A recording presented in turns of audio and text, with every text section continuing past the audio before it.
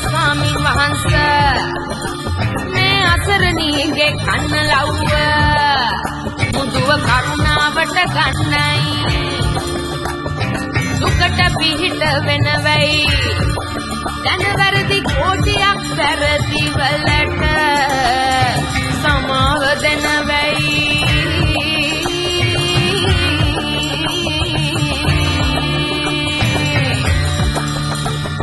සුර කදිරා කදිරා පෙම් කදිරා කදිරා මට නිතොරා දැවිහෙන මේ දුක මතුරා